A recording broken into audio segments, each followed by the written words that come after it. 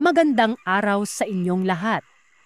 Maligayang pagdating sa aking kwento ngayon. Abangan ang mga kakaibang pangyayari na magpapakilabot sa inyo. Tawagin niyo na lamang ako sa pangalang Erwin. Hindi ko tunay na pangalan. Hindi ko na rin babanggitin sa inyo eksaktong lokasyon na pinangyarihan ito para maprotekta ng aking pribadong buhay.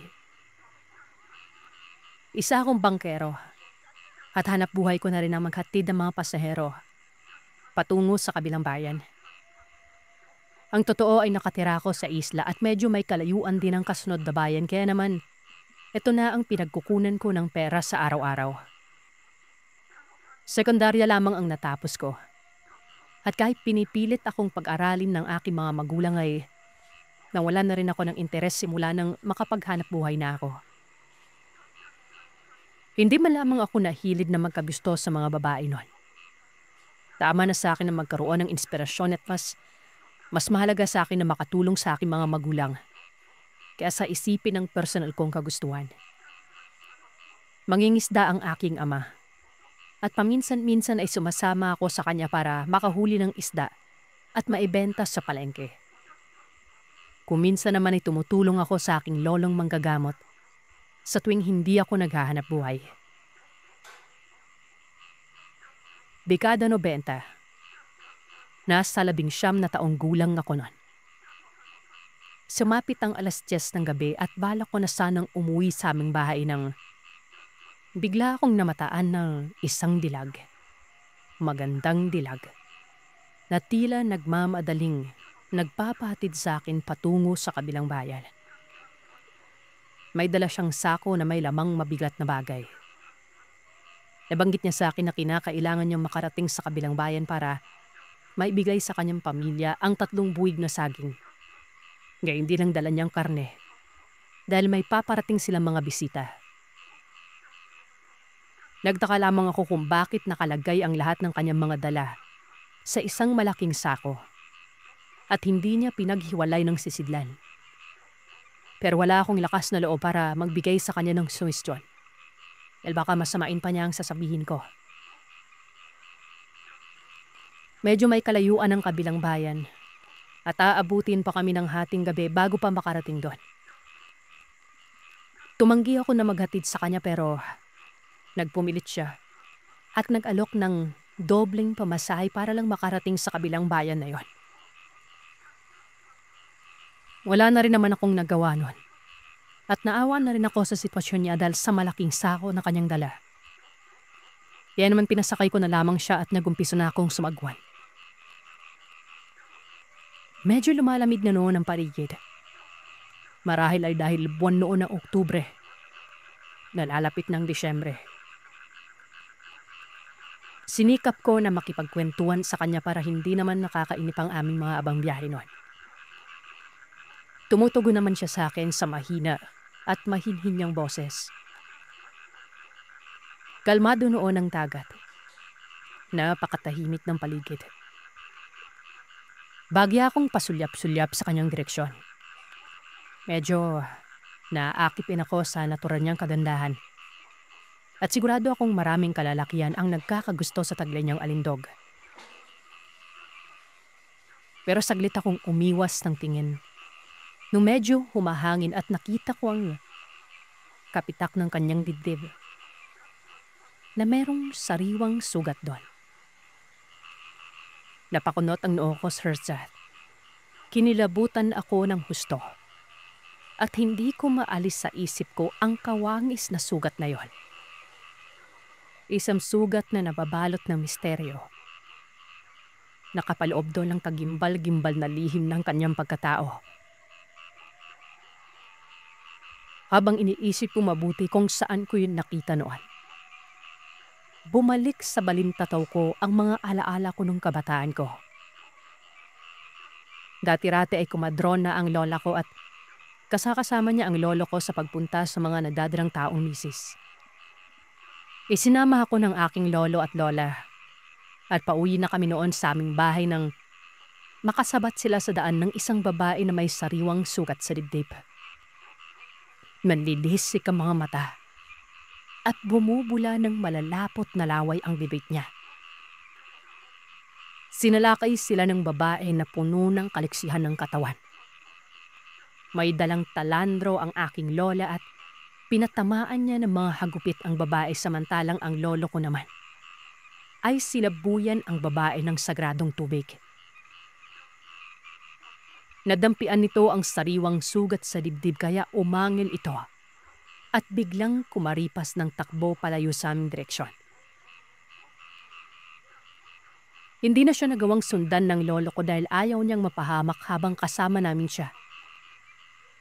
Minabuti na lamang namin noong umuwi sa aming bahay at huwag nang magpaabot pa ng kalaliman ng gabi sa kalsada.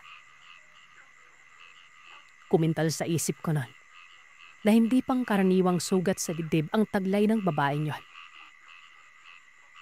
Nadiskubre namin na isang bangkilan ang babae na nakahanay sa maharlikang aswang noong unang panahon. At may kakayahan silang mag-anyong aso o baboy.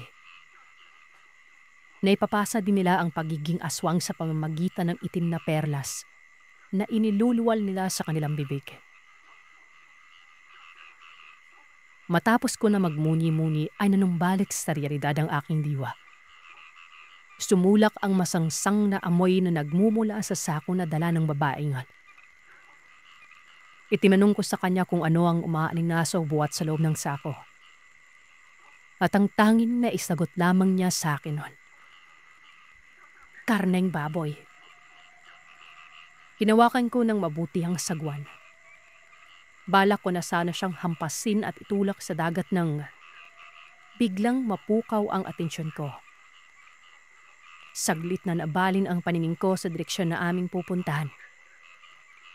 Malapit na kaming dumaong sa pangpang kung saan may kumakaway na isa pang babaeng may mahabang maitim na buhok. Nakawangis ng anyo ng dilag na pasahero. Sumilay naman ang tusong ngiti sa mga labi ng dilag na yon, habang pinagmamasdan ng babaeng kumakaway sa kanya. Hindi ko na nagawa ang plano ko at hinayaan ko na lamang kung ano man ang maganap pero kung may mangyari man sa akin masama, ay may mga dala naman akong proteksyon. Nakatago ito sa bulsa ng aking kasuotan. Ang talandro na ipinamana sa akin ng lola ko bago siya bawian ng buhay. Inilublob yun ng lolo ko sa langis na buhat sa garapa na naglalaman ng kahoy na dignon. Tinuruan ako ng aking lolo ng mga orasyon para mapanatili ang kapangyarihang taglay nito. Alam niyang araw-araw ay nasa bingit ako ng kapahamakan sa aking pagbabiyahe. Kaya naman pinayuhan niya ako na palagi kong dalhin ang talandro bilang proteksyon. Saglit na dumaong ang bangka sa pangpang. Tinulungan ko na makababa sa bangka ang dilag. Matapos nun, ibinigay niya sa akin ang bayad at nagpasalamat sa pagtulong ko sa kanya. Tinugon ko naman ang mga sinabi niya. At kusang loob akong nagboluntaryo na buhati ng mabigat na sako para maibaba ng bangka nun. Pinakiramdaman ko pa rin ang dilag. Wala pa rin akong mapansing kakaiba sa kanyang mga kinikilos. Gayon din sa kasama pa niyang dilag. Lalong sumusulak noon ang napakabahong amoy. At nang maibaba ko ang sako, ay hustong lumabas mula sa sako ang isang putol na braso ng tao. Akala ko nung una karne yun pero hindi eh. Punong-puno yun ng mabahong sariwang dugo. Nanlaki ang mga mata ko sa mga nasaksihan ko, Sir Seth. Napatingin ako sa dalawang dilag at doon ko nakita ang panlilisik ng kanilang mga namumulang mga mata. Inilabas nila ang matutulis na mga ipin at kuko. Rumihistro sa isip ko ang napipintong panganib, kung kaya't naging alerto ako at bago pa ako madambahan ng isa sa mga dilag na yon. Nadampot ko ang sagwan. Hinampas ko ng pagkalakas-takas ang kanyang mukha. Napabagsak siya sa may buhanginan. Samantalang sinugod naman ako ng dilag na aking naging pasahero nun. Akma niya akong kakagatin sa may balikat nun. Nang bigla kong mailabas ang talandro o ang maliit na libro na yon. Yun ang ginamit ko na panghagupit sa kanyang mga braso. Umangil siya at lalong nagngit-ngit kung kaya't nagpatuloy ako sa paghampas sa kanya ng maliit na libro na yon.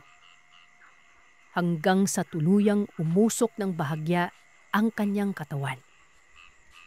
Napasigaw siya sa sobrang galit at sakit. Hindi na niya nakayanan at umatras sila parehas ng kanyang kasama nun.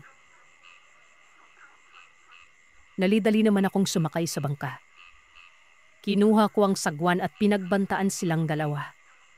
Na kung lalapit sila sa akin ay hindi ako magdadalawang isip na patumbahin sila gamit ang sagwan at talandrong hawak ko nun.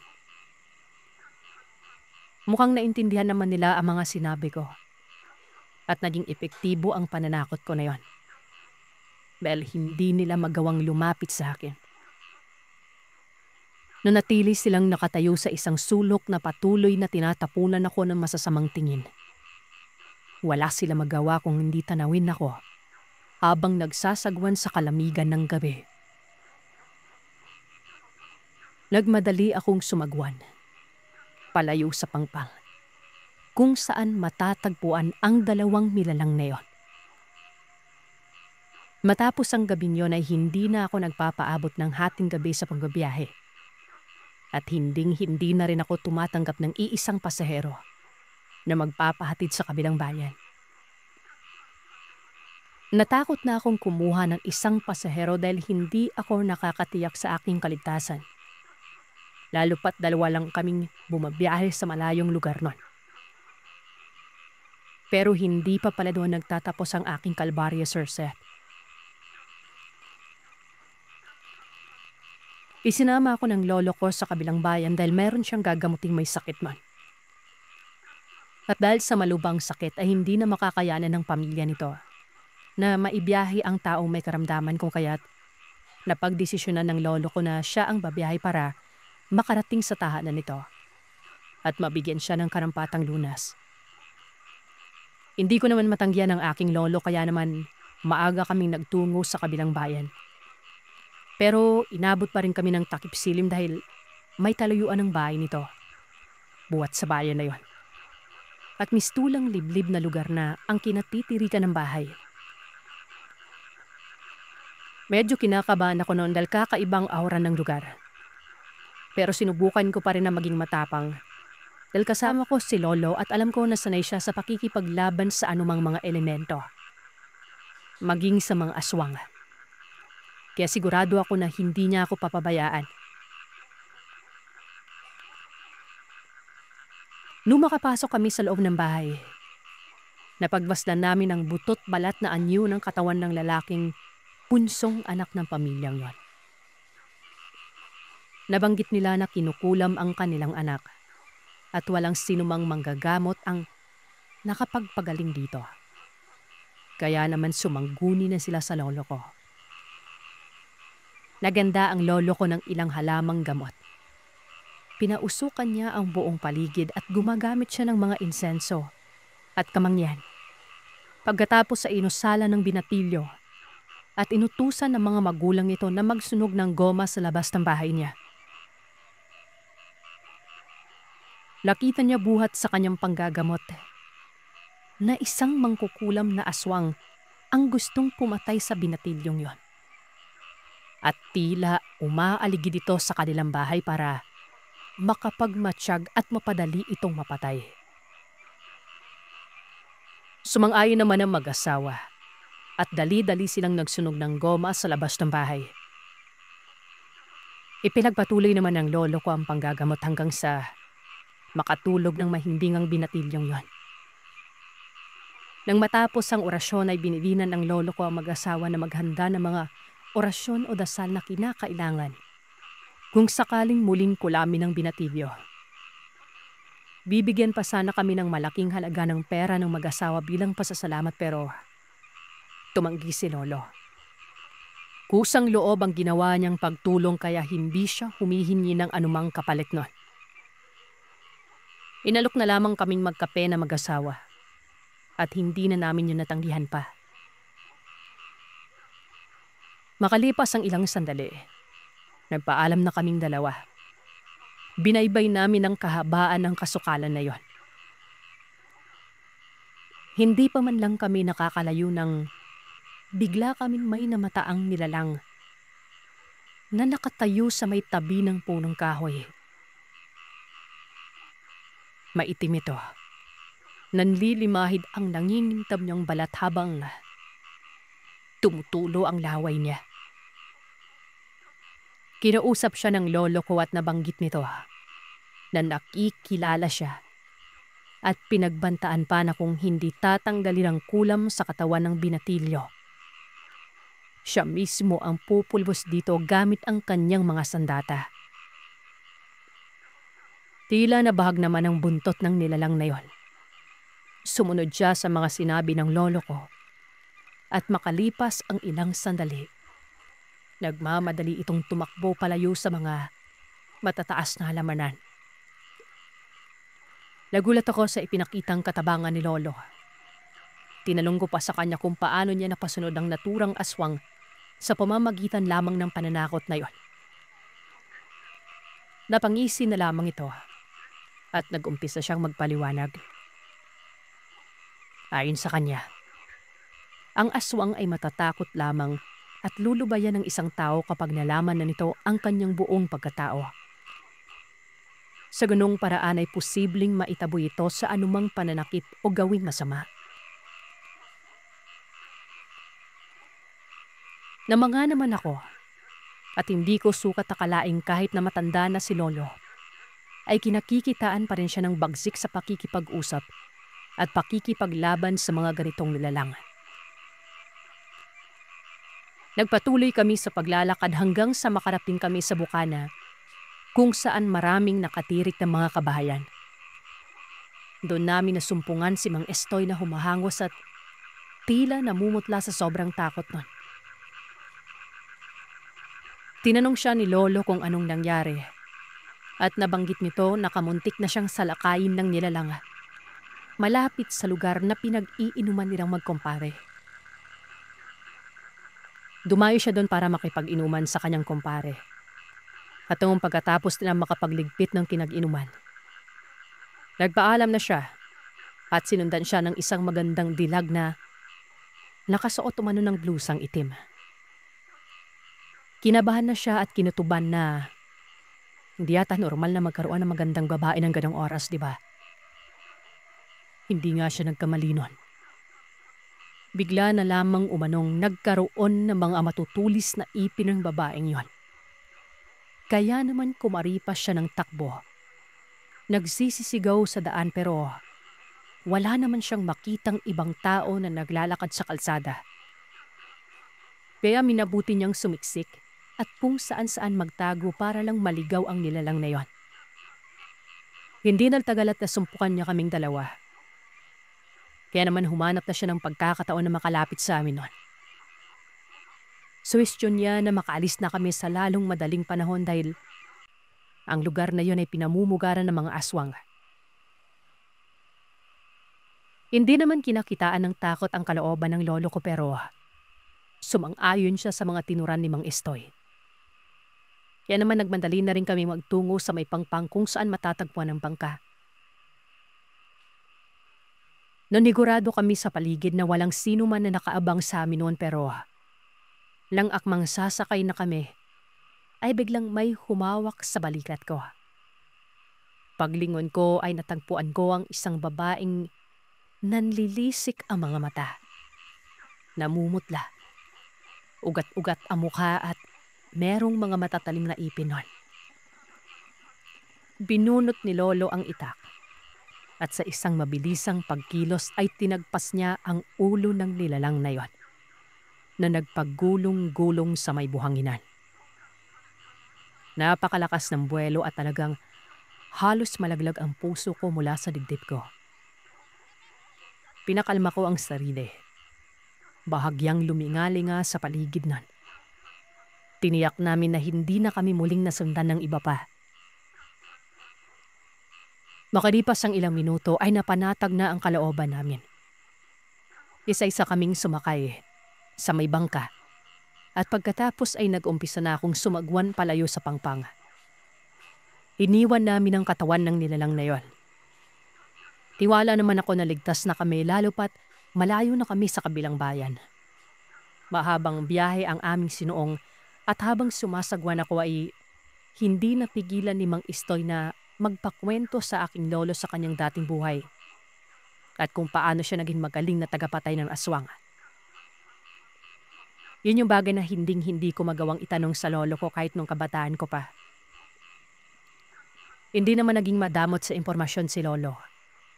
Isinalaysay niya ang pangyayari sa kanyang buhay.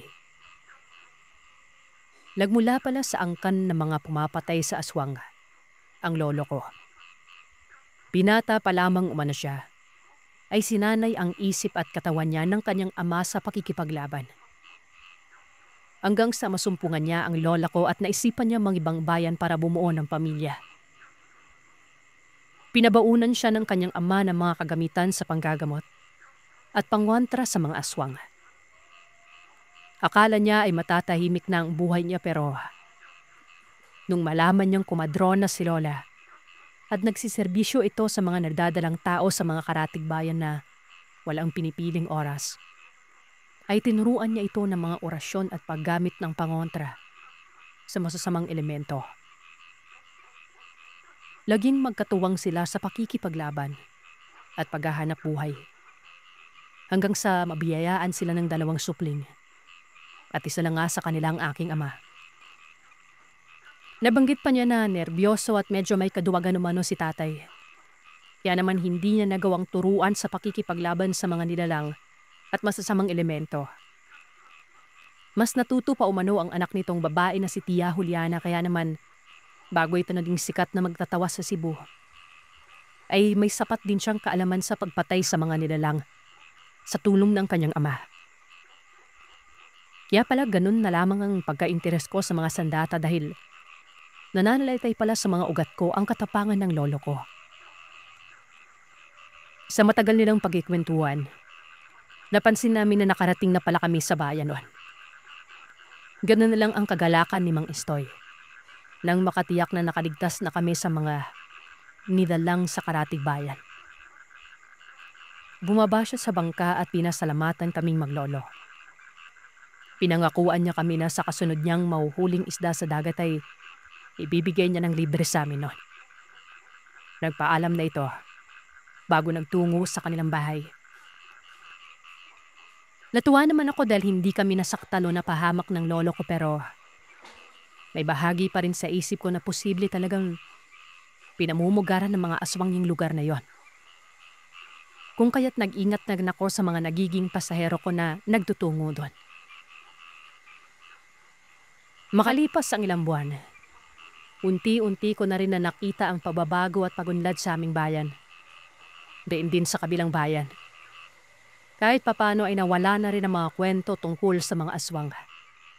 Maligno, mga engkanto. At hindi na rin ako nakaengkwentro ng anumang nilalang. Lalong-lalo na mga nagiging pasahero ko na nagpapahatid sa kabilang bayan.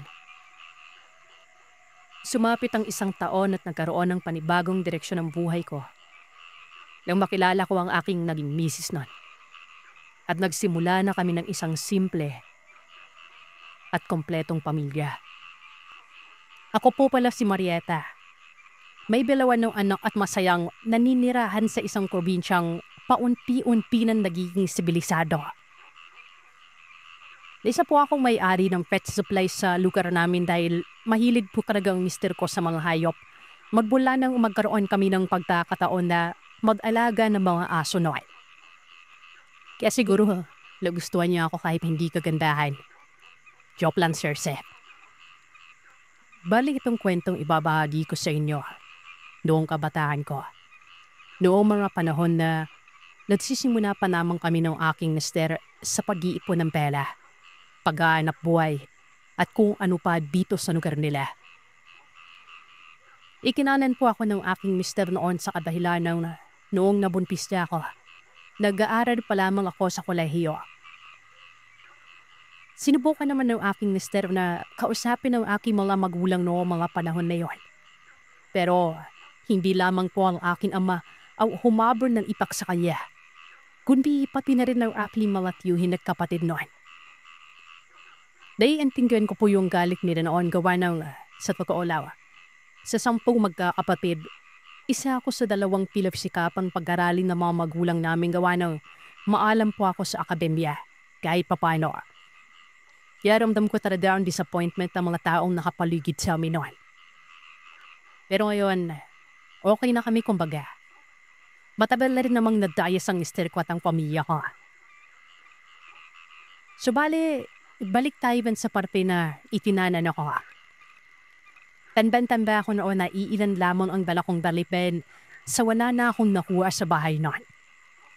Yung isang kapatid kong babae ang labyakas loob na habulin kami na may belang maliit na bayong noon na may laman ng damit ko na kinuha niya lamang sa sampayan. Bagamat hinarang pa kami ng tanab doon para sana ayusin sa barangay. Kaso mainip-inip pa ang galit ng angkan ko at ang aking asawa ay medyo nagpapanik pa noon. Kaya naman nang makasakay kami sa tricycle ay wala na talaga kaming balikan noon. Uniwiyak ako sa biyahe. Nakailang sakay kami pilang oras din ang biyahe namin. At sa haba noon ay puro iyak lamang at pagtatangis ang paulit-ulit kong ginagawa. Samantalang lang aking mister, pinapatahan ako. Pagdarating namin sa lugar ng mister ko, sa pinakalugar na unang beses ko pa namang nakipagawa ng ayaw akong iuwi doon ng mister ko sa may lugar nila na malapit doon sa amin kasi baka sugurin kami doon. Naubos na ang yuha ko nito. Wala na akong maiiyak pa. Itong lugar na ito ay ang lugar na kamag-anak niya sa mother side pero wala silang nanay at tatay doon. Pero meron silang bahay. Magtatakip silin man nung nakaraping kape. At ang isang anpingan na pinakamalapit sa bukana ng baryo nila, ang una naming pinuluyan noon. Nag-iisa lamang ito sa buhay noon at hindi nakapag-asawa. Kaya naman siya ang may pinakamagandang bahay at meron pa siyang tindahan sa harapan. Hindi man niya in-expect ang pagdating namin pero nang malaman niya na nagdadanang tao ako at sa nangyari sa mister ko, kitang-kita ko yung awa niya noon. Pinapalay niya kami. Gusto niya pa sanang doon na lamang kami tumuloy pero ayaw ng mister ko. Bukar na kasi yun, Sir Sam. Mahanap man kami ng mga magulang ko. Tiyak, taladong ito ang unang makikita nila. Hindi tulad dun sa bahay nila sa may bandang likuran. Nakakapagtago at hindi pinagdaanin ng mga tao noon. Sarada na ang pindahan. Kalaliman ng gabi. Nagpapaantok na lamang kami samantalang si Ato, pangalan ng asawa ko at si Tita Nikki, ay nag-uusap sa may sala. Ako naman ay nag-ayos ng isang kwartong pagtuturugan namin noon. Isang gabi lamang yan, Sir Seth, kasi sa susunod na araw, dilipat na kami kadagon sa may kubo o saan yung bahay nito mister ko.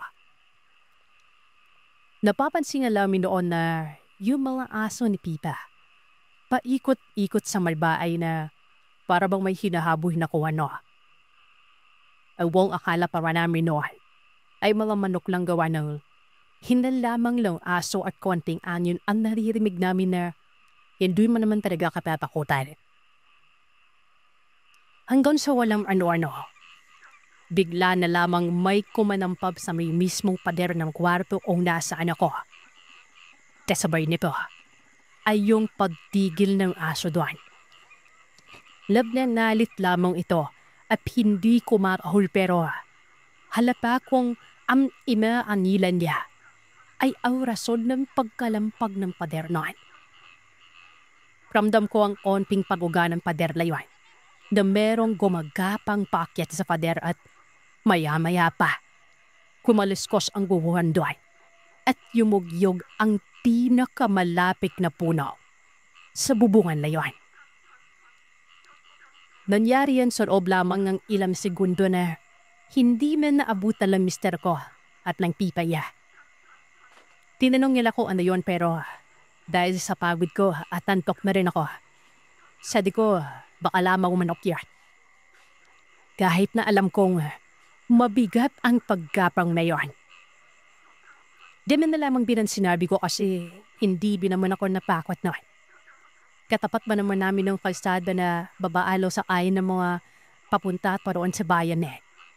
Sino mag-aakalang may binalaw na kung ano dun, diba? Hindi ko sigurado kung makokonekta ko ito sa mga nilalang sa lugar ng Lamiste. Pero kung sakali man, yun ang unang gabi na nagparamdam ito sa akin. Yun ang umagahan. Maagang maaga ay gising na kani at nag-aayos na aking mister. Dahil daw maglalakad na kani pagkatapos ng almusal na. Pilanong niya ako kung kakalanin ko bang maglakad kung hindi ay maghalap siya ng masasakyan namin. Ako naman itong wala namang problema gawa ng maliit pa lamang naman ang tiyan ko lang. Sabi ko, lalakarin nga namin kung malapit lang. Maliwanag pa lamang ng mga oras na yon. Nagpasalamat kami kay Peter Wiki at umalis pero yun sa kaan naman namin ay meron palang hindi sinasabi si Kipe sa amin na doong huling rin naman na ikwento. Doong gabi pala na yun. Dawa nga nang pagod kami at masarap daw ang tulog namin. Hindi naman nakaidlip si Pita dahil yung aso nga. Walang tigil sa pagpakboda para bang hinahabol nun. At tayo pa sabihing main road yung lugar layan Sir Seth. Ay wala na din talagang katao-tao dumadaan noong mga oras na yun. Sinilip daw si Tita sa may espasyo ng pader ng kwarto niya. At gulat na gulat siya nang makitang merong aninong nakayakap doon sa pader. Sa pader mismo ng kwarto saan kaming natutulog. Kabisado ni Pipa ang asulok-sulukan ng bahay niya. Kaya alam niya walang dapat na kung anong kahit na doon. Kaya naman habang kulog kami, ay matapang na lumabas ang tita ko sa bahay. At lang tingnan niya ang pader na yon. Di pa na siya nagulat ng nawala yung aninong yon. Bagamat ay may napansin siya mga patak-patak ng lupa sa may pader. Kung saan na ito nakita. Kaya naman ang ginawa niya. Nagpausok na lamang siya muna sa labas ng bahay noon. At paano mo ba, Sir Seth? Saktong unang pag-akyat ng apoy na may goma at asingan, ay biglang may humampas na kung anong malakas sa katabing puno ng bahay ni Tita Miki. At yung aso ay lumabas daw talaga sa may parangkahan ng bahay na parang may hinahabol nun. Pero syempre, hindi namin alam nung una ito. Kaya naman normal laman yung araw na yan para sa amin na mablakat at nagsimula ng puntahan ang bahay kubo na ito. Halatang hindi pingirahan ang bahay dahil sa maalikabok ng konti at yung mga dawan-dawan sa loob ng bahay. Mataas na rin ang damo sa bakuran pero dahil papano ng mga bahay, ilang metro ang layo sa usa nito. At yung mga bahay na ito ay mga kaanak din ng mister ko. Daw nakita nila ako, Sir Seth. Tuwang-tuwa ang isa sa mga nandun na kawagin na lamang nating Happy Inday. Lawa ng buntis din po siya noon. Ilang buwan lamang ang lamang ng pagbubuntis siya sa akin noon. Sabi niya pa sa akin, tuturuan doon niya ako maging walusog ang sanggoy. Panggimamin niya kasi yun. At alam na niya ang dapat gawin. Tsaka magandang katawan ni Happy Inday. Hindi yung buntis na tumaba. Yung pagbubuntis niya, yung pipong mata niyong katawan. Nagagawa pa nga nito magigibe. Meron pang ibang mga ababaihan doon. At isa na rito, ang gabaing tawagin na lamang nating Ardil. Na noong mga panahon na yon, buntis din. Pero hindi nga pa alam, Sir Seth. Sa madaling salita, labsama-sama kaming mga buntis noong mga panahon na yon. Labo ng tulong sa paglilinis at sa loob lamang ng maghapon noon ay natapos ang dapat tapusin. Nagdesisyon sila mag-inuman. Sa bahay sana kaso medyo masela ng paglilihi ko noon. Lada na sa amoy ng lambanog at alak. Kaya yung mister ko, doon na lamang nagpainom sa may kalapit bahay. Sabi ko sa kanya, maliligo siya pagka-uwi noon. Alam ka naman nagagabihin siya noon, Thursday. Maaga naman kami nithapunan noon.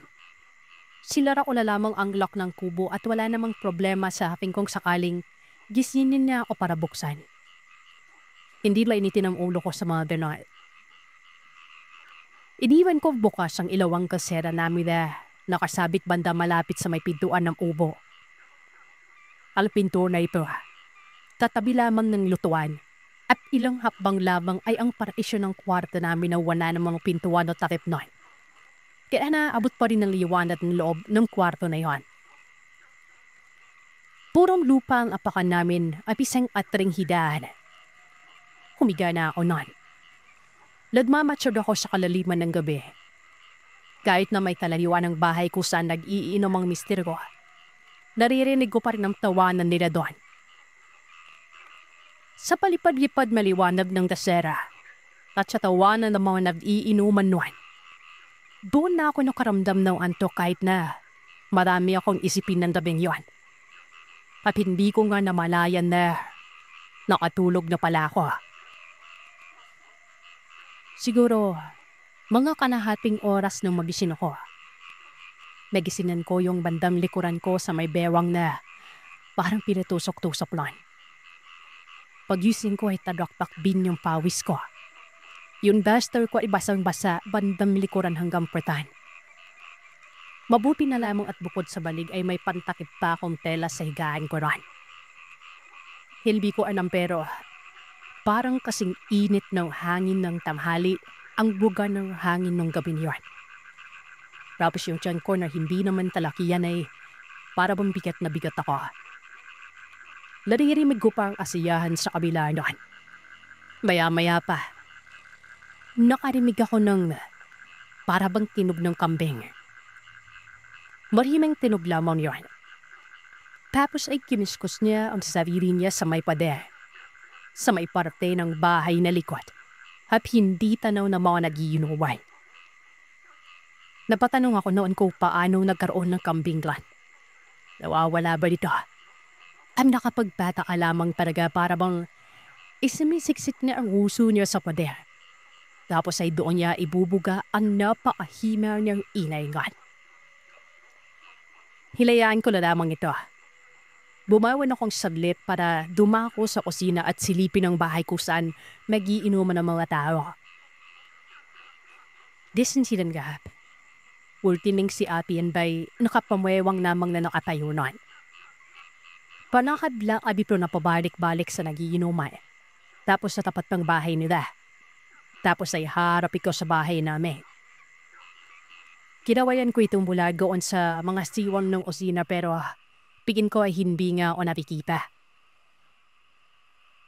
Maya-maya pa, tumumag na naman yung kambing at sa pagkakataon na ito ay nasa may bandang kusina na rin yan.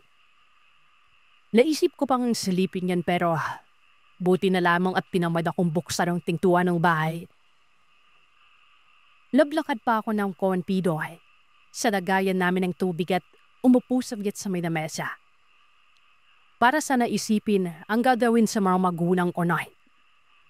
Pero ayun, unsaan ako banda nakapwesto. Yung kambing, ang pengulit. Anbring yung tunog niya. Isipin na lamang Sir Sat na wala kaming alagang aso noon. Kaya ito hayop na ito, malayang nakakasunod sa kung saan ako nakapwesto. Sinubukan ko ito silipin. Meron akong nakikitang anino nito. Pero sa tuwing mapapanapit na ako ng pipigay, parang isinisiksik niya sarili niya sa parte na hindi nga ako makikita. Kaya ang ginagawa ko ay hinayaan ko na lamang yun.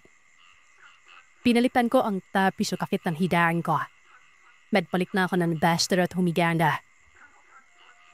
Yung duster po na yun, pinahiram lamang din ni Ate Inday. Tasya naman sa akin. Gaya man inasahan, andun na naman ang tunog ng kambing. Pero sa pagkakataon na ito, Ramdam ko na yung pagkuskus niya ng katawan niya sa pader, Lord. Parang umaalog ng konti. Tapos yung tunog na parang nambibida. Andon. Din ko na sinabi na, ano ba yan? Kaninong alada ka ba? Pinaborito yun at kinalambag ko ang pader. Natigin naman ito ang sabihin kong, iitaking kita dyan sa pwesto mo. Gagawin kitang alderepa. Ewan ko ba, sir, kung bakit nung huminto yun ay hindi ko man lamang naisip kung paano niya akong naiintindihan. Nakalipas lamang ng ilang minutong katahimikan. Nakatulog na ulit ako noy. Hindi ko na alam kung anong oras yun pero nagising na naman ako.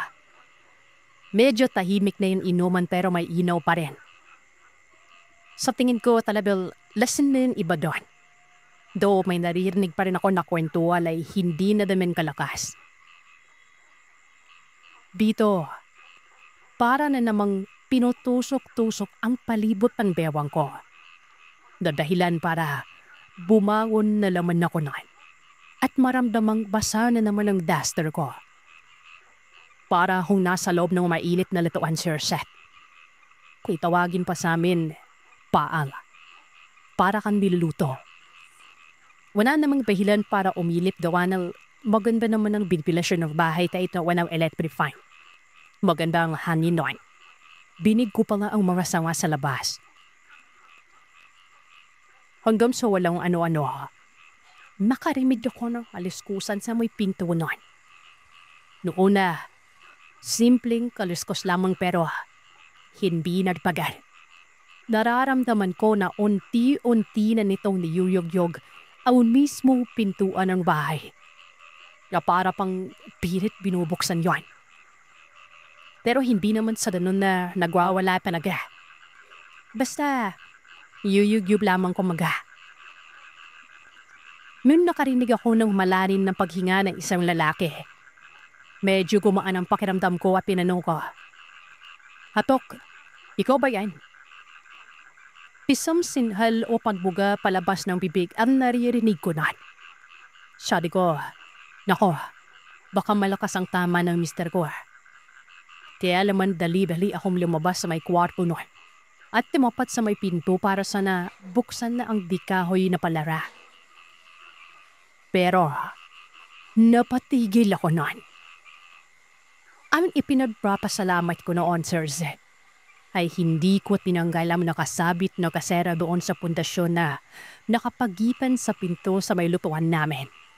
At laking pasasalamat ko din na ang pintuan ng kubo na yon ay gawa sa kawayan na may kanipisan at may mga espasyong kasing laki halos ng isang daliri. Kaya naman kitang-kita ko sa labas ng bahay na masisinagan Mendacera. Ang isang lalaking nakabipa. Ang mga kamay ay nakahawak sa may tuktok ng kawayang pinto na parang hinihila na ito. Naglalanhib sa lanis ang katawan. Nagbiberbing bilaw ang parang baga nitong mga mata.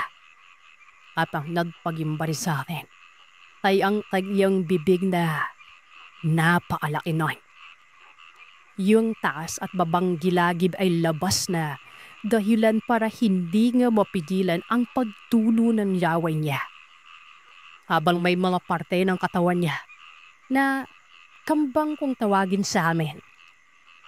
Na ibig sabihin ay hindi pantay ang pagtubo ng mga buhok o balahibo sa katawan. Hindi ako iba sa mga karanasan, kaalaman at kwento kaswa. Kaya naman hindi iba sa akin ang nakita ko na. Nang tanungin ko ito, o sino ka? Tanging sinhal lamang ang sinagot niya sa akin na. Sabay hapak at tulok ng pintuan na halos umuga na ang buong bahay noon. Lumingil ako sa may tapat na lutuan kung saan kita ko pa ang mga nagiinuman. Sisigaw sana ako pero may dalawa akong bagay na naisip noong mga panahon na yon. Unang-una, o bagat man ito, posibleng hindi ako makasigaw o hindi ako maririnig ng mga tao. Pamalawa, tapat ko lamang pala ang lutuan gon. Ay nasaan ang mga abo ng mga pinaglutuan namin at kung saan ang isang panayok na basil. Hindi ako nagdalawang isip na kunin ang asinan at ihawi ang mga palad ko sa abo. Sabay sabuli doon sa rakang pinto. Isang malakas na atungal at paghampas ng tintuan ang kasunod doon. Sabay nakarinig ako ng pagmumura noon. Walang hiyang babae daw ako ha. Uubusin niyo mano ang laman ng tiyan ko. Pati ang laman ko ay hindi nga palalagpasin. Tumakbo itong parang baliw sa likod ng bahay. Tapos ay pabalik-balik sa kung saan ako nakatayo at gigil na minumura ako. Doon ay niyakap ko na yung palayok na rasin. Ibinuhos ko sa lugar kung saan ko makikita ang anino na. At kapag nakakanapit siya sa lutuan, ay ultimong abo, hindi ko pinalalagpas sa kanya. Siguro, hindi ko na namalayang sumisigaw na ako ng pagkalakas-lakas doon. Naririnig na pala nila ako at naramdaman ko na lamang na umuulan na ng maraming malalaking bato sa labas ng bahay. Halos lahat ng kalalakihan ay tumakakbo doon. Pero ang nangunguna noong oras na yon, si Ate Inday, na hindi alintanang buntis siya noon. Sinisigawan na siya ng asawa at ng iba pang lalaki nga huwag maunati yung may laman niya ang tiyan niya. Pero matapang lumabae eh. Kitang-kita umana nila sir. Yung nilalang na parang asong may pantalon. Natawa na ako sa description pero nakakatakot ba yung galaw niya? Patalon pala nito na parang napakagaan nun. Halos lahat sila nawala ang kanasingan. Ito pala si Ate Inday. Umaandam na din ang sikmura kumbaga. Laiiri pa siya kala hindi siya nakatulog lang. Salay na daw siya sir set kapag may aswang sa paligid. O piming bata sa sinapupunan nakakaramdam. Isang segundo ako nakatayo lamang sa may tapat ng pintuan noon. Kahit na ilang beses akong sinabihang buksan ang pintuan noon. Noong marinig ko ng boses niya Tok at marami na pala sila sa labas ay di pa na panaba ako nagbukas ng pinto. At hindi ko na malayan na nakaihime rin pala ako sa salawan ko noon. Nung naging okay ako, binala ako doon sa bahay ni Ate Inday. Hindi natulog ang alalakihan kaya pinaloy nilang inuman. Tawa pa sila ng tawa doon sa bumisita sa akin. Bilib na bilib sila sa tapang na pinakita ko kahit na ang totoo. Takot na takot ako noon. Kinaumagaan, pinasando nila yung nangihilat sa amin. Sabi nito, lesandan ako. Hindi umano tagaroon. Siguro sa maribayan kung saan huli kalu sa makay ng tricycle papunta kila Titam di Kinon. Tapos ay nasundan din ako kinaumagahan doon sa mismong kubo. Maliban sa akin, pinapingnan din si Ate Inday doon. Pero sa dilipan lamang gawa na nabigyan na ito ng hirap ng habak o panangga. Bepi-bepi pa kaya malakas ang loob nito. Pero yun nga sir, dahil din sa manggagamot, nalaman la buntis din si Aryon Noy. Siguro lamang talaga, naisip ang niya alam o nawala na ito sa wisyo. Gawa ng malamang, 3 mababangong sinapupunan ang nakapaligid sa lugar na yon. Binigyan din kami ni Arlene ng habak. Dinoble ng mister ko yung mga harang sa bahay namin at hindi na kami nawawalan ng siga sa gabi. Nung malaki-laki na ang tiyan ko, lumipat na po kami doon sa isa pang pito ni Atok. Mas malaki yung komunidad doon at magkakamag-anak lahat kaya naging secure ang pabubuntis ko doon. Hanggang sa maipanganak ko, itong panganay ko. May 40 anyos na po ako. At sobrang tagal ko na rin nagtatrabaho nurse dito sa Middle East. Noong una, mahirap gawa nga ng klinik-klinik lamang ang pwedeng pasukan. Tanping study ang learning po kasi kapag sa medical fields, lalo na kapag sa ibang bansa. Kaya bukod sa requirements ng nurse mula sa Pinas hanggang ibang bansa, meron pa dito mga requirements kung gusto mo makapasok ng tuluyan sa isang magandang institusyon o yung tipong malaki ang ospital talaga.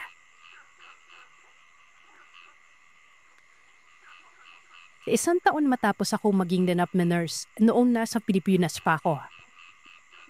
Hindi ako agad nakahanap ng trabaho. Dahil sa hindi man niya. Minsan voluntary nurse ka at magkakaroon na lamang ng sahod kapag malakas pa sa politiko. Lalo-lalo na sa probinsya. Ayos na naman po sana ng voluntary pero hindi po ako nakapasok rabad noon. Dawamin nagtasakit ang tatay ko. Bilang palanay, kailangan ko muna ng pagkakakitaan talaga. Hanggang sa makalipas ang isang taon, yung minang ko nagkaroon ng posisyon sa munisipyo sa kabilang bayan. Sobrang close po ito ng nanay. Kaya naman noon bumisipa ito at napapiwan ng nanay ko na hindi pa ako nakakapasok talaga sa ospital. Wala siyang pag-aatubiling hiningi ang resume ko at sasabihan na lamang umano ako kapag na-proseso na. Makalipas lamang ang mahigit 2 linggo. Matapos kong ipasa ang malibate ako resume ko na yun. Pinatawad na ako ng ninang ko. Medyo may kalayuan yung kanila mula sa amin. Kaya naman sabi ni Ninaw, pwede naman ako mag-dormitoryo pero halip hindi pa ako nakakasahod ay doon muna ako tumira sa kanila. Medyo maraming adjustment ang ginagawa ko na. Taday na lamang na kapag mid-shift ako. At haping gabi ang uwi ko ay doon na ako nagpapalipas ng gabi sa may hospital. Doon ako umiiblip sa loob ng locker sa likod lamang ng nurse station. Like tapad maliwanag na ay uuwi ako sakay ng tricycle na. Dapat naman pang gabi ako. O let's say alas 10 ang simula ng pasok ko. Lagi namang mga alas 5 o alas 6 na sa hospital na ako noon. Swerte na akong alas 7, Sir Seth. Kasi yun yung mga last date na mga tricycle kapag probinsya ka. So mother naman, nakakanuwag-iwag ako kapag alas 6 yung pasok ko. Kasi marami namang tricycle noon. Patawi ko din naman din ang bin. Ino-offeran ako ni Pito o asawa ni Ninong na imumotor pa minsan-minsan. Kaya sumasabay ako kapag may transaction siya sa bayan. Pero kadalasan gawa nga ng naiiya naman ako ay madalas akong tumanggi. Malip lamang ginavsawad sa probinsya. Kaya naman kapag dumadating, binabudget claim para mahappy sa mga magulang ko. At syempre, binibigyan ko rin kila Ninaw. Sila Ninan naman, Sir Seth, madalas po tumandiyan. Masipag naman daw ako. Dapat nakakauwi na kasi ako sa kanila. Pero linis na ako, naluluto. Yung people wala man ginagawa si Ninaw. Pati si Tito, ako David niya nagpapakain ng alaga ini na baboy. Pati manok po yun. Kapag day off ko naman na madalas isang araw lamang sa kada 6 na araw na duty. Dumibiretso ako sa bahay namin para doon na mablaba. Yan naman kasi nga paghandaan ko, Sir.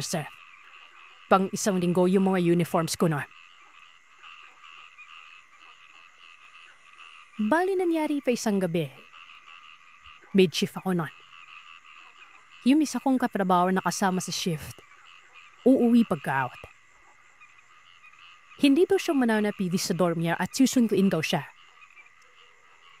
Nagkataon naman na yung dadahanan niya pa uwi ay dadaan doon sa kalsada na papasok din ng Ninaw. Kaya sabi ko, sige, sasabay ako. Maglalakad lamang ako pagkarating doon. Total, may susi naman ako ng bahay ni Ninaw. Magadbag ko lamang na mayroon mang cellphone o na text at call lamang pero ako po, hindi ko pa ma-afford magkaroon. At bilat may cellphone on. Mga bandang alas 10 natapos ang shift pero pasado alas 11:30 na kami natapos dahil meron pa pong tinatawag na endorsement. Dumating naman ang tricycle at maayos naman na kami nakabiyahe. Miyaya pa ako makipiesta noon pero dahil may pasok pa ako kinabukasan, Sabi ko next time na lang. O dalan na lamang kami ng pagkain sa ward. Bumaba ako sa kanto nun. Silabian pa ako noon ng kasama ko na pwede naman na silang pumasok pa sa loob para tuluyan na akong mahatid. Pero dahil sa naiiyan na rin ako at hindi naman ako takot, sabi ko, wag na. Carry bells. Nilakad ko lang paloob. Bihira ko lamang makita ng gabi itong lugar nila Ninang. Medyo mapuno, oo. Tumpok-tumpok yung kabahayan tapos biglang may bakanting lupa.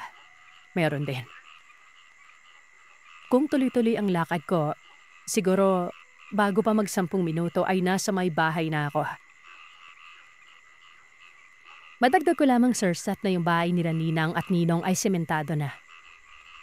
Wala silang aso. Hindi nun nila ito nakahiligan dahil nga na-trauma na si Ninang noon na nasa dasaan yung aso niya mga ilang beses na. Sa likod naman ng bahay nila ay yung mga alaga nilang baboy at manok. Tapos sa dulo ay putikan na kung saan tumutubo naman yung mga gabi. Pakanto na ako noon, na malapit na sa bahay nila. Nang walang ano-ano, meron akong naririnig na kaluskos. Para bang nagwawala na ano. Natakot ako syempre. Tapos nagmandali na akong maglakad gawa ng malapit na lamang naman eh. Tahimik ang gabi noon. Maski kahulan ng mga aso, sa malayo lamang talaga naririnig. Nung nasa may bandang poste na ako sa may bakod, banda ni Ninang. Halos mapatili ako, Sir Seth. Nang bigla na lamang, merong yumakap sa akin. Tapos sa harap pa. Kumaga bigla na lamang siyang lumitaw pagkalagpas ko doon sa poste na merong ilaw. Doon siya nagkubli sa parting madilim. Hindi ako yung taong palatili kaya imbis na sumigaw ay napaatras na lamang ako noon. Akma ko na sala siyang itutulak pero hindi ito bumitaw. Nung narinig ko ito napabulong na nagsabi na, "Maawa ka sa akin. Nurse ka, di ba? Naka-uniform ka na nurse." Napatingin ako sa kanya. Nakita ko na medyo madumi siya pero hindi siya yung tulad ng ibang nasa kwento mo na may amoy mabaho.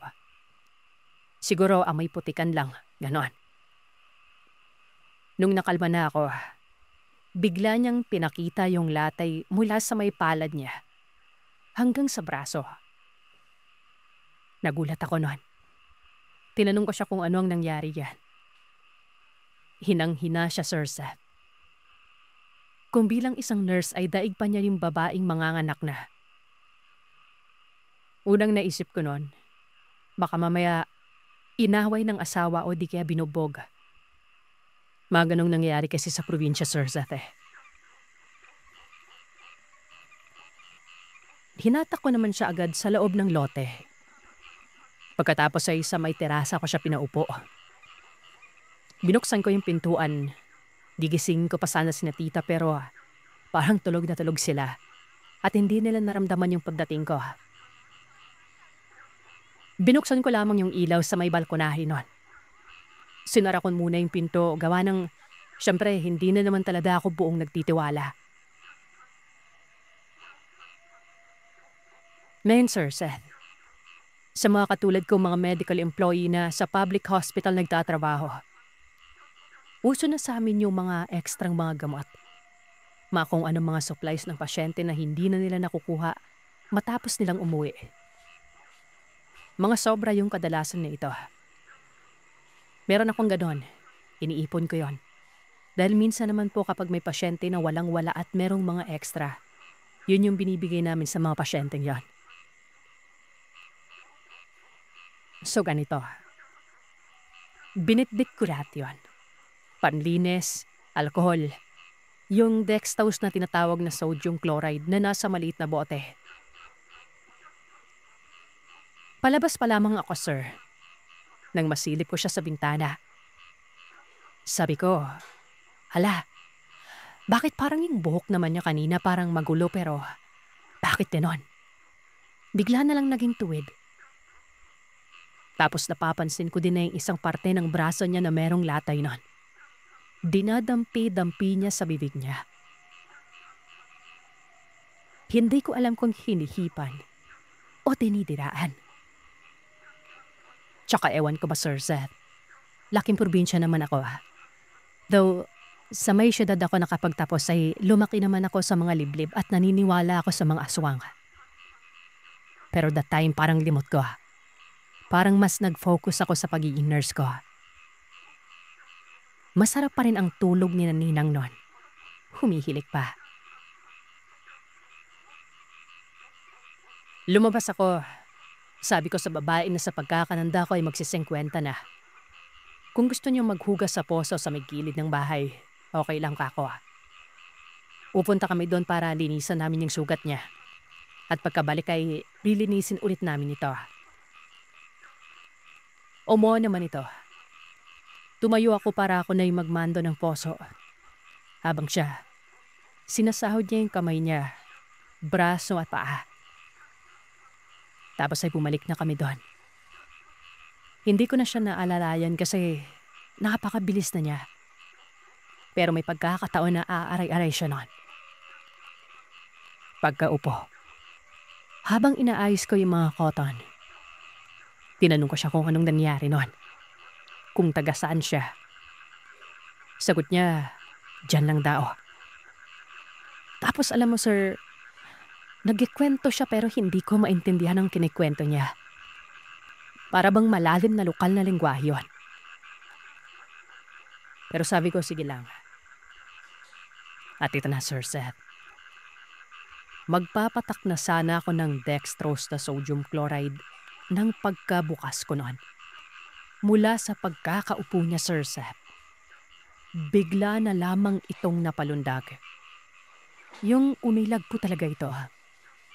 Sabay umatras ito at sumandal doon sa balkonahe. Tinanong ko siya kung bakit noon. Sabi ko, hindi pa yun alcohol. Hindi yun ganun kamahopdi pero parang tubig alat lang kumaga. Umiling-iring siya. Sabi niya, aalis na lamang daw siya. Sabi ko, hindi pwede at baka maano ka na naman dyan sa labas. Magpaumaga na lamang siya kako.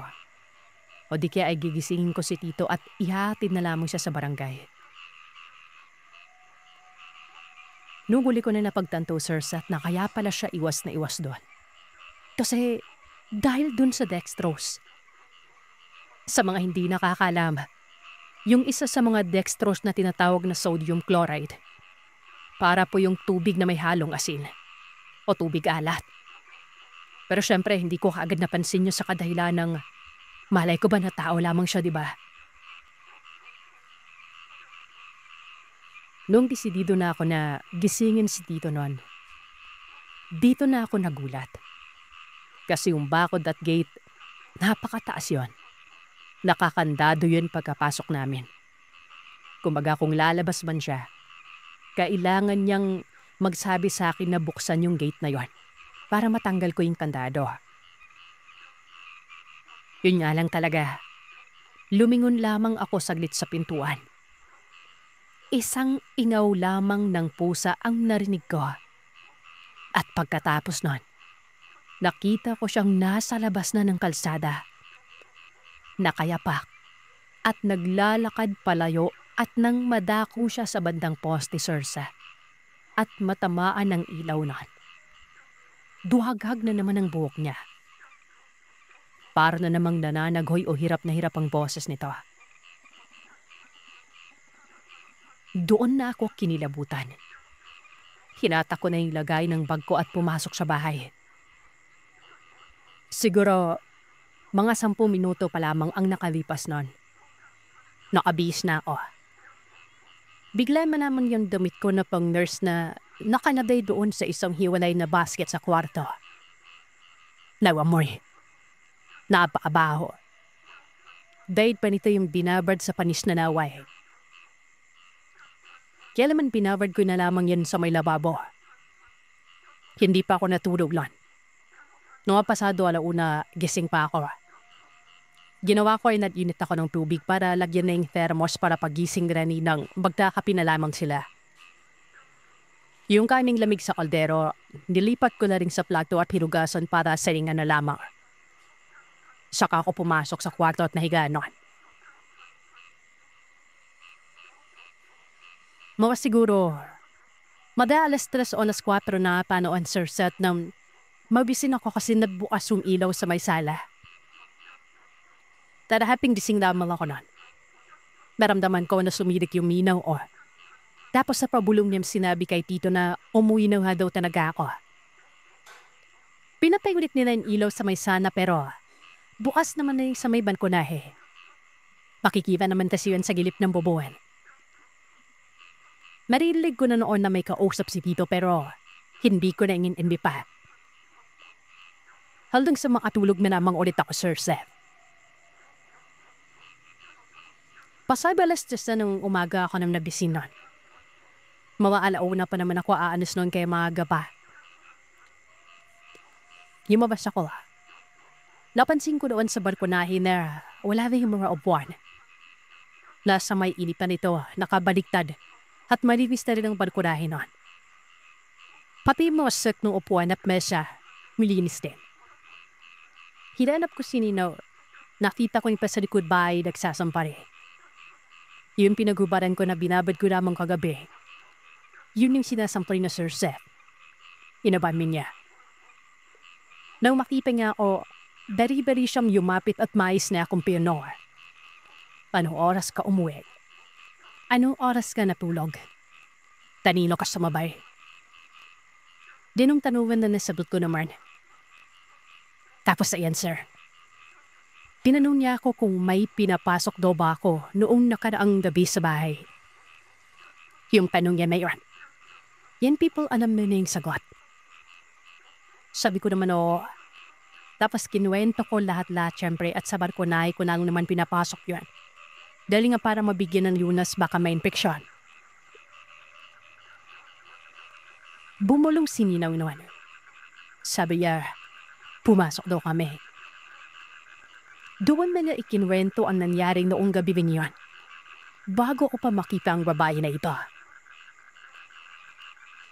Silabi ni Ninaw ang pitayo ng mukha ng babae. Pati kasuotan. Latugma naman sa nakita ko. Dito ko napag-anaman na isa sa mga kabarangay pala nila Pipa yun. Sabi nga, ay isa ito aswang. Hindi naman ako panadala doon kaya hindi ko alam at hindi ko ito kilala. Noong gabi umano, may nakita ko yun.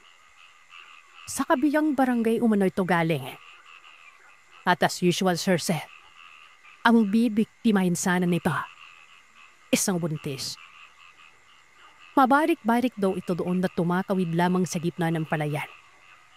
Tapos ay dadaan doon sa may likod ng barangay.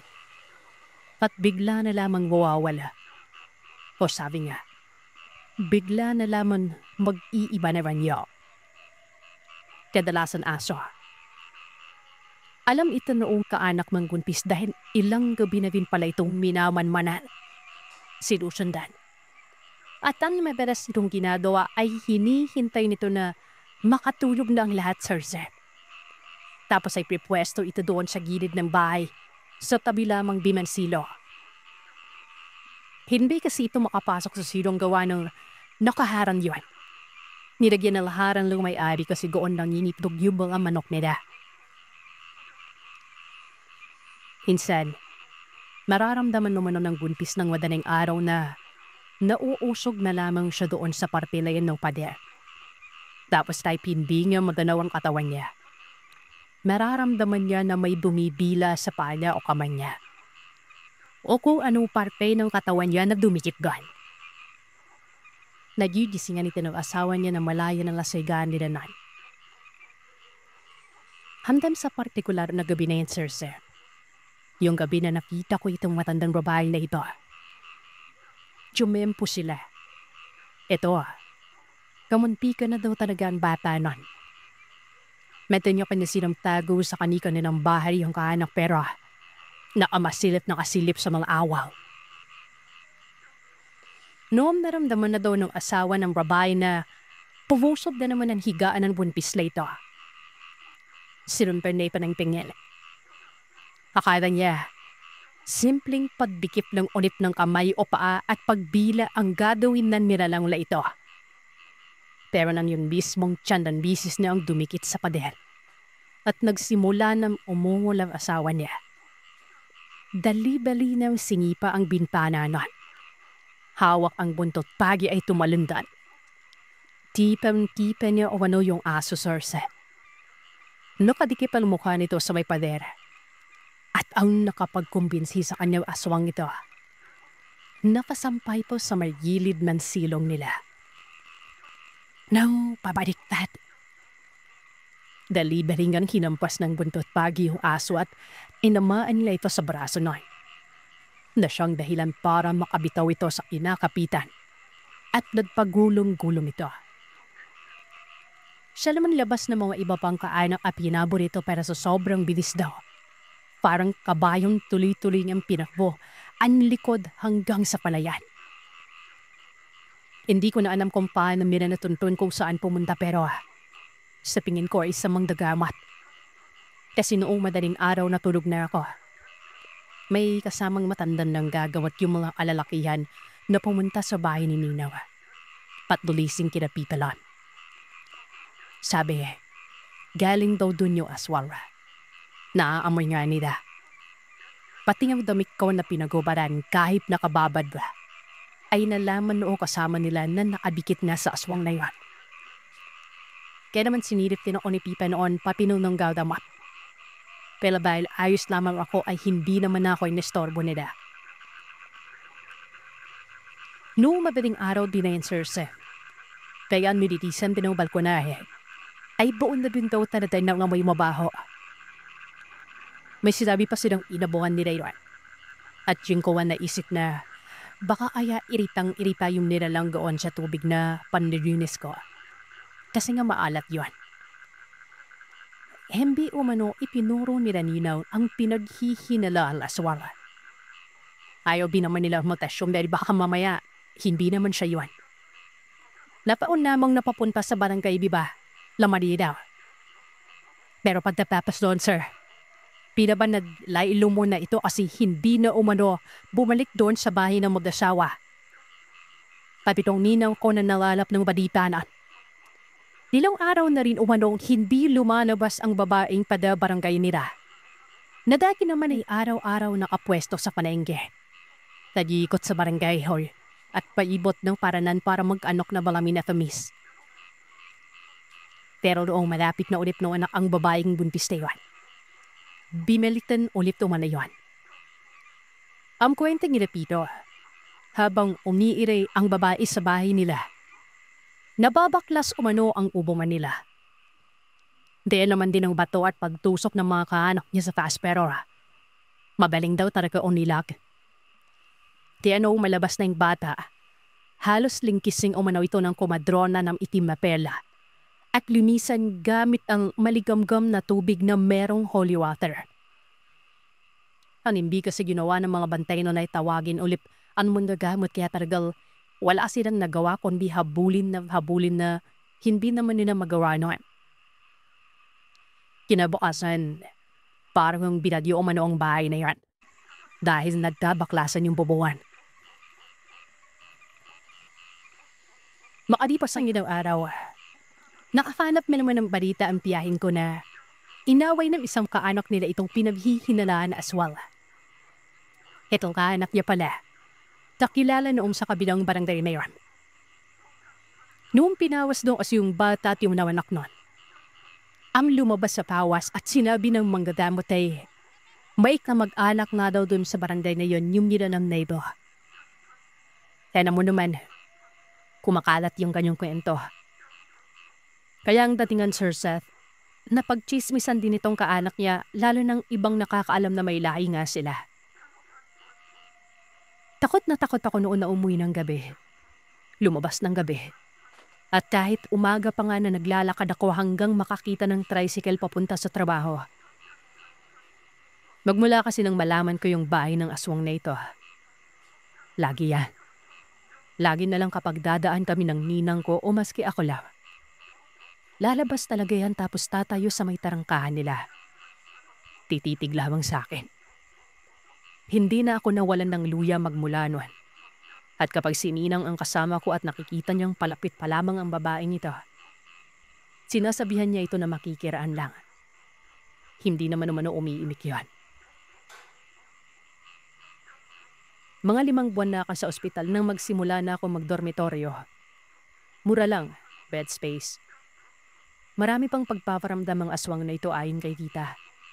Na kahit daw hindi pa ako nakatira sa lugar nila, ay parang normal na lamang din sa kanila. Ang ganong gawain niya. Itago niya lamang po ang aking pagkakakilanlan. Pero nangyari ang kwentong nito. Taong 2016. Buntis ako. 6 na buwan. Magrerenta kami ng asawa ko sa Parañaque noon. Mas malapit kasi sa pinagtatrabahuan ko. Isang araw ay nagdesisyon kaming lumipat na ng inuupahan sa Manila since nagsabi na din ng may-ari ng inuupahan namin na i-renovate ang apartment nila. Tsaka sa Manila din kasi ako manganganak na. Plano namin na ililipat kami nung Sabado. Tas busy kami sa trabaho namin kapag weekdays. Lunes bago kami lumipat. Umalis kami ng mga 4:30 ng madaling araw sa bahay. Kasi kailangan ko maaga makapasok dahil mag-half day ako ng trabaho. Dahil ma-check up ako sa OB ng hapon. Habang naglalakad papunta sa sakayan, may natanaw kami na matandang babae na nakakasalubong namin. Konti pa naman ang tao sa labas pero marami nang nakabukas ng mga karinderya at bukas sa eskwela ng pang-high school. Hindi namin kilalang personal yung matanda. Pero sa 1 taon namin na pag-stay doon, madalas namin siya makita. At may nakapagsabi na rin sa amin na nasa 70 o 75 taong gulang no ang edad nito. Natatakot ako sa kanya kasi maliit siya na matanda, Sir Seth. Sobrang tanda na ng itsura pero tuwid at mabilis pa rin itong maglakad. Medyo may kataba nito. Puti na ang mga buhok. Nung makakasalubong na namin siya, nakapitig ito sa tiyan ko at may binubulong. Napakabilis na mga salitahan niya na hindi ko maintindihan. Dahil bukod sa mahina ang boses niya, parang ibang lingwahe bingang binibigkas niya. Hanggang makalagpas kami sa kanya ay hindi ko na siya nilingunan kasi natatakot na parada ako. Napag-usapan namin ng asawa ko yan habang nasa biyahe pero sabi niya ay huwag ko na pansinin at baka doon lang daw ka naglimatan daw yun. Lumipas sa mga araw. 1 araw na lamang lilipat na kami. Biyernes na lang. Nagsisimula na rin magtanggal ng bubong yung mga gumagawa ng bahay. Natanggal na nila ang hubong ng katabi naming room. 1 linggo na kasi nakaalis sa mumuo pa doon at kami na lang ang naiwan sa 2nd floor. 2 kwarto kasam na sa 2 palapag ng paupahan. Pag-uwi ko ng gabi niyon, nakita ko na may malaking uwang na yung bubungan. Pag pinandan mo yung parapi na yan ay matatanaw mo ng yabas. Binaliwala ko na lamang nito kasi last night na namin doon. At bukas ng umaga ay aawis na kami at lilipat na sa bago naming titirahan. Subali pag-uwi ko at napansin ko ito. Mirimisan ko yung bahay kasi maraming buhangin at maliit na bato. At kahoy na lalaglag galing sa bubong. Pagkatapos noon ay naligo muna ako bago matulog. Ang banyo namin ay nakahiwalay sa room namin. Sharing sa ibang tenant. Pero arap lamang ng pinto namin ang mismong banyo. Pagpasok ko sa CR, walang ilaw kasi tinamugan ng layon ng bubo. Telo pinatuan lamang ng malapad na kahoy para may harang pa din.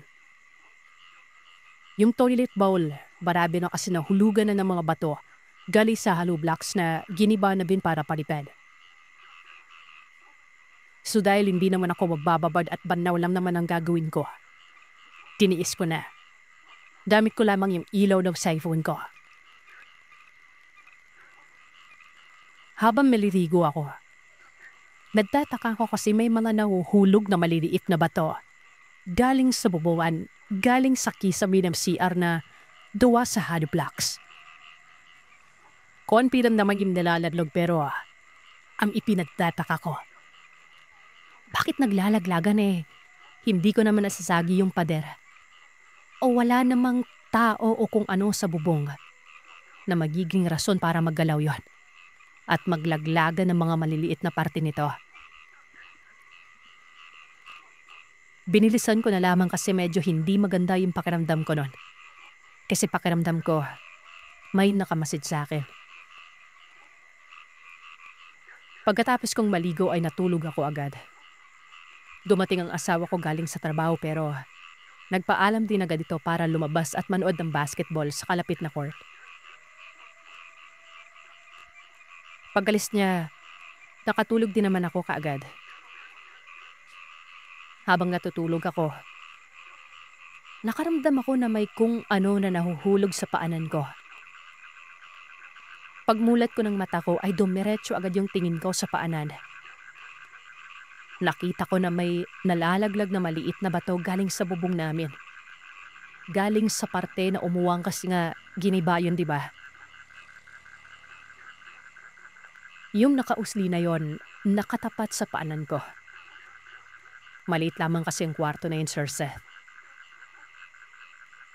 Nagulat ako at nagtataka at napatingin sa bubungan. Natakot ako kasi alam ko na mayroong talagang kung ano sa bubong na gumagalaw nun. Kitang-kita ko na pilit na tinutulak yung nakausling kahoy para bumiglay. Yung para bang gusto niyang pumasok galing doon. Tapos ito pa, Sir Seth. Sa takot ko ay bigla na lamang nanigas yung tiyan ko. Napakasakit. Ni hindi ko magawang makagalaw.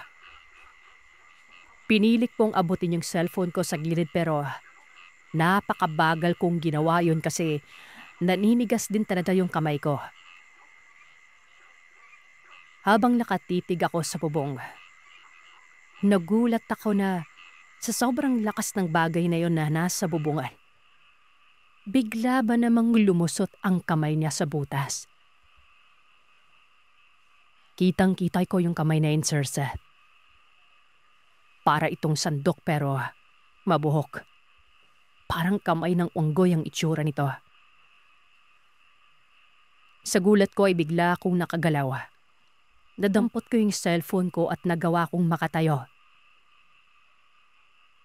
Dumiretso ako agad sa kusina. Pagpunta ko doon ay nagawa niyang maiangat ulit yung kamay niya. Tumahimik at tumigil ito sa ginagawa niya. Pinakiramdaman ko ito. Sinitsitan ko siya. Yung sitsit na parang sinasaway ang pusa. Narinig ko yung mabigat na mga yapak niya papunta sa direksyon ko, kung saan ako lumipat nun. Naririnig ko yung yangip-ngip ng kahoy na bubong sa bigat ng mga paa niya. Agad kong pinawagan ang asawa ko pero hindi ito sumasagot. Nagtago ako sa ilalim ng mesa. Ilang minuto ang nakalipas ay nandun ulit siya sa butas ng bubong at pilit na namang tinutulak ang nakausling kahoy para makapasok. Mga 10 minuto pagkatapos nun, narinig ko na nagbukas ang gate sa baba. Alam kong asawa ko na yung nagbukas ng gate kasi narinig ko pa siyang umubo. At doon na rin huminto yung bagay na yun sa bubong. Pagkapasok ng asawa ko ay umiiyak ako at magsabi sa kanya. Galit na galit ako nun kasi hindi niya ako sinasagot sa tawag ko. Nagtanong ito kung bakit. At sinabi ko naman na may kung ano sa may bubungan. Natawa siya. Pero nagulat kami pareho ng walang ano-ano. Nandyan na naman yung bagay na yun sa bubong. Pinipilit niyang buksan o itulak yung nakausling kahoy sa may bubungan.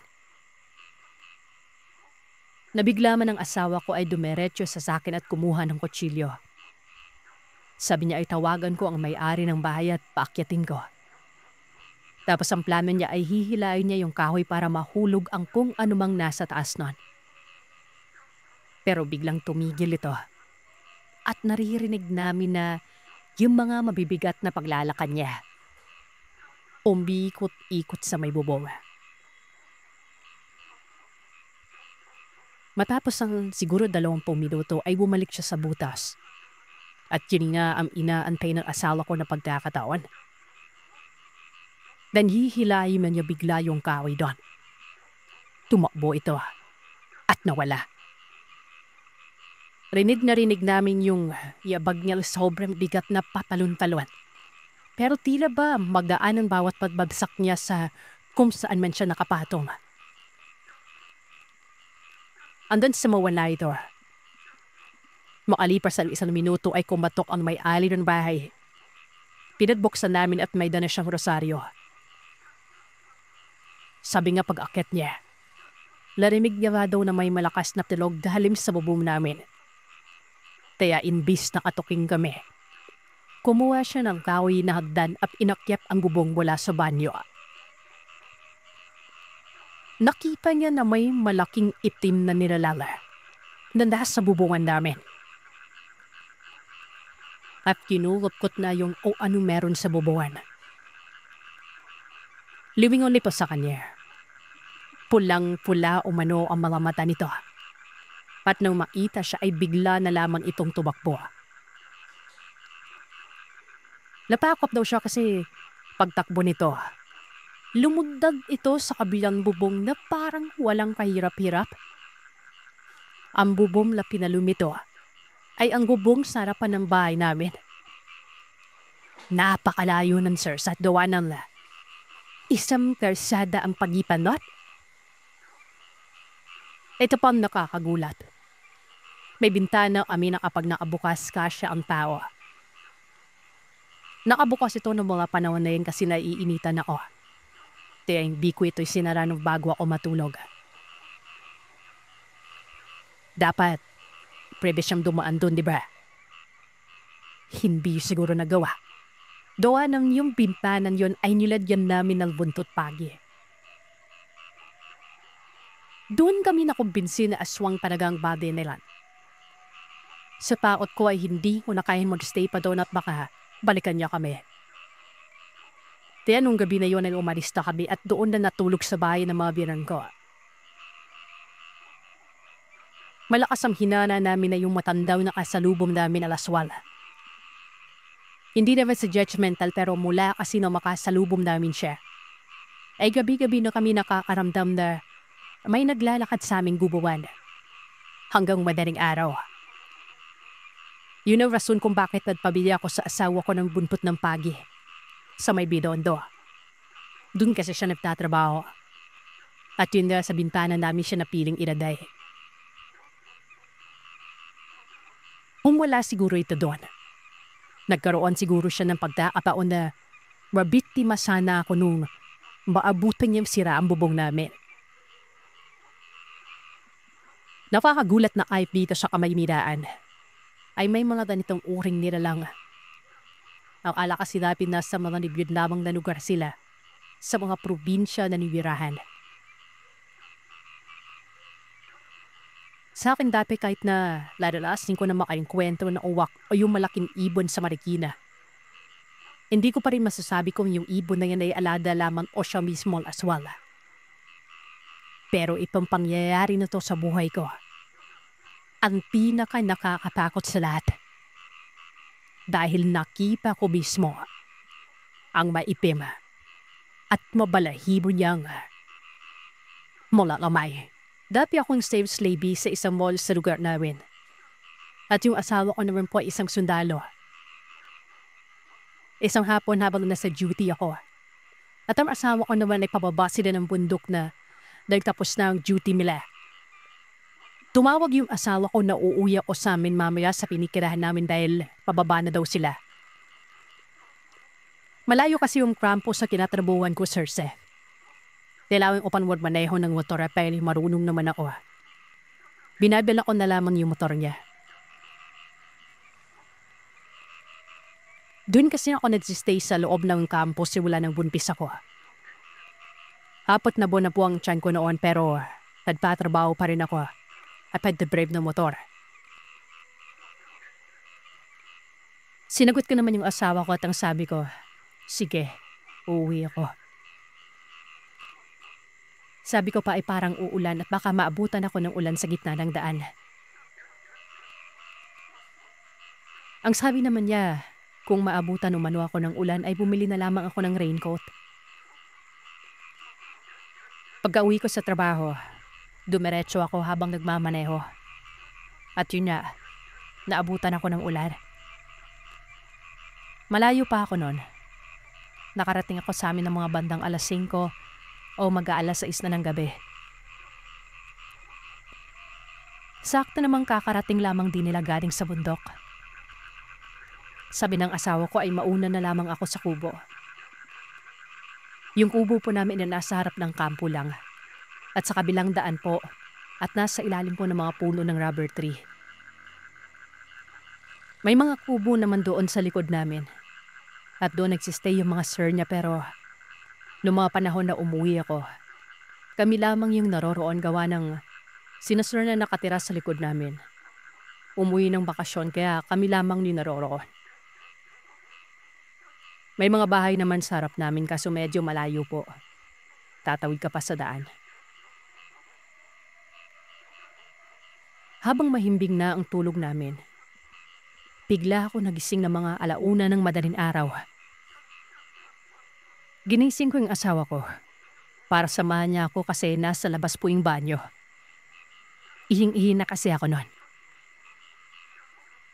Yung CR ay nakahiwalay sa kubo doon. At yun na, natapos na ako at pumasok na kami sa loob. Pagkahiga namin, may narinig kami na may kumakatok. Hinayaan na lamang namin ito. Tapos itong asawa ko ay tiningnan niya sa bintana. Wala namang tao. Maya-maya pa ay may kumatok na naman. Doon na nilabas ng asawa ko ang 45 baril niya. At tinanong niya kung, sino yan? Huwag ka mabiro dyan Tapos nun, tuloy-tuloy na yung pagkatok lalong-lalo na sa gilid ng kubo namin. Maya-maya, kumatok na naman. Pero nasa taas na ng bubungan. Pagkarinig namin ng katok sa may bubungan ay biglang sumakit yung tiyan ko. Napaiyak na lamang ako nang may nakita ako sa may bintana na merong nakatingin sa amin. Yumakap ako sa asawa ko. Sabi niya, magdasal lumano ako at huwag aalis sa likuran niya. Nakaupo lamang kami sa kama noon. Hindi siya umalis sa tabi ko. Sabi ko, iba na to. Tumawag siya sa kasamahan niya. Walang sumasagot. Sa totoo lamang, Sir Sat, ay hindi ako naniniwala sa mga aswang-aswang. Yung asawa ko, oo. Tumayo siya at kinuha yung lighter at yung tsinelas niya. Sinindihan niya yung tsinelas niya na yun at tinapon sa labas ng pintuan. Pero mas lalong lumakas yung mga katok. Habang nagdadasal siya, nagtapon siya ng asin sa loob ng kubo namin. Lumabas siya na daladala ang asin at sinaboy niya sa may bubungan. Nagmumura ito na kung sino man yung kumakatok ay magpakita sa kanya. Hanggang sa bigla siyang napatingin sa madilim na bahagi ng gilid ng kubo ng sir niya. Meron siyang nakitang kambing doon, Sir Seth. Normal naman talaga o okay lang naman kung kambing yun, di ba? Yun nga lang talaga. Yung kambing na yon, baliktad yung ulo. As in, parang imikot ang ulo nito sa katawan niya. Nagulat ang asawa ko at tinapunan niya ito ng asin. Pumasok ito ng kubo gawa ng umiiyak na ako. Pagkapasok naman niya ay tumawag naman siya sa may-ari ng tinitira namin. Gumising si Uncle. Natawagin na lamang natin sa pangalang Toto. Sumunod yung mga alak niya at asawa. Nagtanong ito kung ano nangyari. May benebisyong armas noong mga panahon na yon. Kinuwento ng asawa ko ang lahat ng nangyari. Sabi pa ni Uncle Toto, napakalakas laman ng manaw loob ng aswang na yon. Sa pagkakaintindi niya, baka naamoy ito na buntis ako. Ako ang punpirian niya. Kinamusta pa ng asawa ni Uncle Toto. Sabi ko okay lamang ko pero nananakit ang tiyan ko. Tininta ng asawa ko at ni Uncle Toto yung kung saan nakita ng asawa ko at dumaan ng kambing na yon. Pagkaraping nila doon, may mga malalaking yapak pero parang yapak ng kambing palada. Nakita nila yung mga paa. Desisyon si Uncle Toto na doon muna siya magpapaumada sa likod ng kubo namin. Naglabay siya ng duyan doon. Mawalastas na ata ng mabiling araw na tapos yung nangyari. At pagka-umaga, Sir Seth, may nakapagsabi sa amin na bagong yanggaw umano yung bisita namin nung gabi yon. Bunpis ako at sobrang bango umano ako para sa kanila. Kaya naamoy ako. Levan silang pinaghihinalaan na may gawa nun. Tas minsan, may nagbibenta umano ng kakanin doon. Kakaiba daw yung aura no na parang hindi normal. Baka nakita umano ako. Pinandaan ako kung saan ako nakatira. Nung araw din yon, lumipat kami ng tirahan namin doon sa maraming tawa. At maraming makakatulong sa akin kung saaring balikan ako. Doon kami nagstay sa boarding house ng tiyanin ng asawa ko. Kasi may bakanpi pa naman na isang kwarto doon. Tinahilok ako ng tiyari ng asawa ko sa pinsan niya namang gagamot. At doon nalaman na muntik na ako makunan. Bukod pa doon ay pina-check upin po ako sa doktor.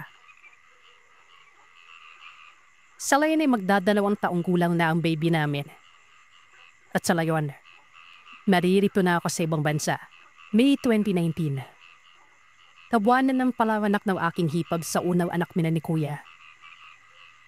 Pasado 6 pa lamang ng gabi ay may narinig na kami na hindi pangkaraniwang huni sa puno ng nara na malapit sa bahay namin. Nung marinig namin yan ay nagdabewan pa ay yung tita ko at live-in partner niya. Paglalaki yung aswang na yan, na kaming bahala, panidigayahin ko. Sabi ng tita ko sa partner ko. Sumagot din naman ang live-in partner ko na pagbabae, ako nang bahala. Nagtawaman kami at hindi na pimansin ang naririmig naming huni.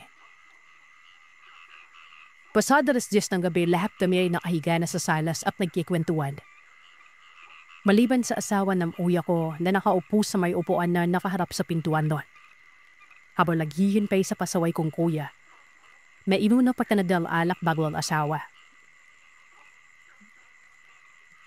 Bali, nung oras lang ay nag-iisang lalaki ang partner ko sa bahay namin. Wala din kasi ang mama ko nung panahon yon. Dahil nagtatrabaho ito sa karinderya na bukas ng 24 oras at siyang panggabi.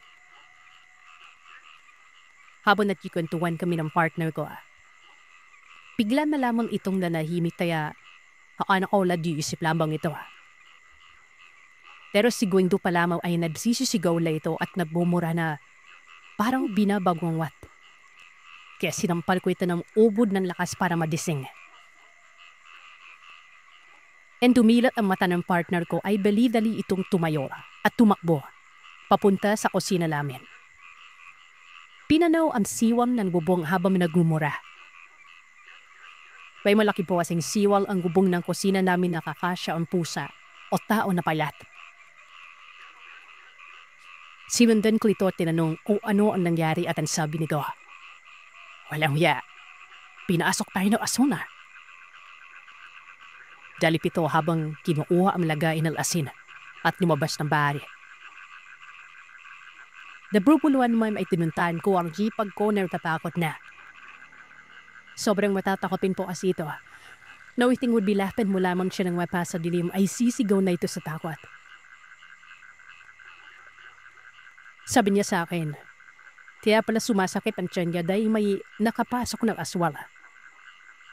Pinakalma ko ito at hinimpay matapos ang partner ko sa padahabis ng asin sa bubong. Nang makapasok ito, kinwento niya agad na noong tumahimik to siya, ay bigla daw siyang nakatulog at parang bigla siyang binangumot na may matabang lalaki na nakasampa sa kanya.